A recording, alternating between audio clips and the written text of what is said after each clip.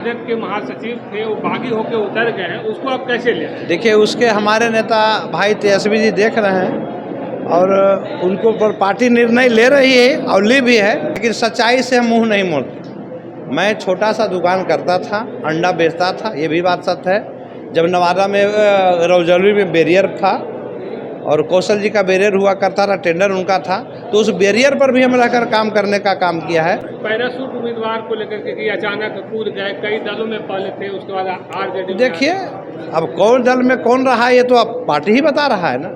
राष्ट्रीय जनता दल विचारधारा से चलती है। हम जिस पार्टी में हैं, भाई तेजस्वी जी के साथ हैं, आज ही नहीं आजीवन उनके साथ, जब तक श्रवण कुशवाहा रहेगा राष्ट्रीय जनता दल के साथ रहेगा। नमस्कार, मैं अशोक प्रियदर्शी, नवादा लोकसभा क्षेत्र से राजद के प्रत्याशी हैं श्रवण कुशवाहा जी, और ये लोकल प्रत्याशी हैं।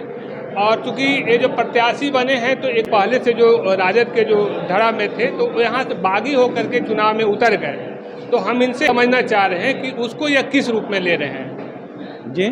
जैसे जो अभी आपके आने से जो राजद के महासचिव थे वो बागी होकर उतर गए हैं, उसको आप कैसे ले रहे हैं? देखिए, उसके हमारे नेता भाई तेजस्वी जी देख रहे हैं और उनको पर पार्टी निर्णय ले रही है और ली भी है, और वो पार्टी की बात है, खुद तेजस्वी यादव जी देख रहे हैं और निश्चित तौर पर देखेंगे उसको। आपका मुद्दा क्या है चुनाव का? देखिए, हमारा चुनाव का मुद्दा सब शुरू से ही रहा है कि हमारा नवादा जिला पिछड़ा हुआ क्षेत्र है।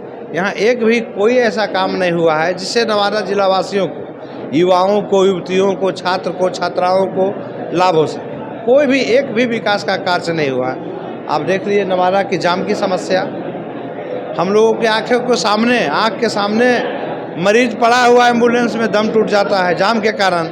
एक भी केंद्रीय विद्यालय नहीं है नवादा में, ना तो घूमने फिरने की एक पार्क बनाया गया है। यहाँ तक कि एक म्यूजियम हम लोग का है, आप देखे होंगे कि कितनी जर्जर की व्यवस्था है, जर्जर है वहाँ पे, और पूरा टूट फूट गया, बर्बाद हो रहा है। जबकि बगल में ही वहाँ पूरा ज़मीन हमारा जिला परिषद का है।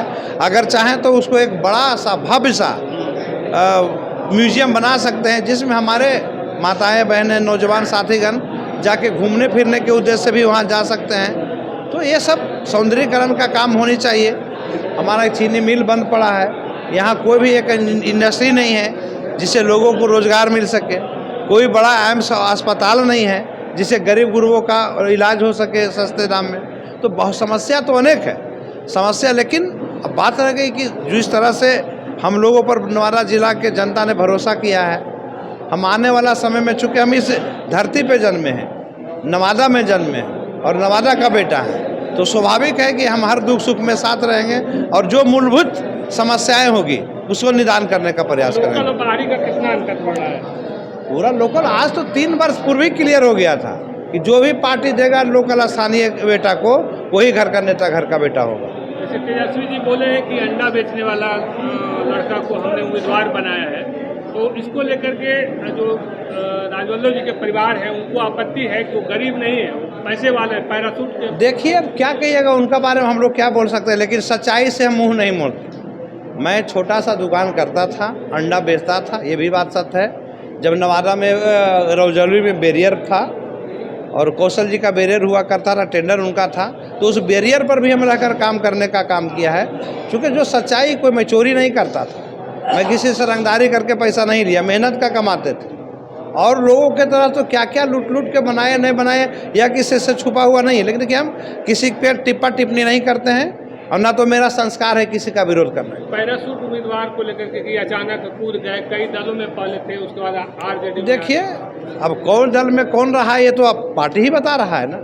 राष्ट्रीय जनता दल विचारधारा से चलती है और भाई तेजस्वी जी भी नवादा आए, क्या बोले नहीं बोले वो अभी किसी से छुपा हुआ नहीं है। और हम जिस पार्टी में हैं, भाई तेजस्वी जी के साथ हैं, आज ही नहीं आजीवन उनके साथ, जब तक श्रवण कुशवाहा रहेगा राष्ट्रीय जनता दल के साथ रहेगा, भाई तेजस्वी जी के विचारों के साथ रहेगा।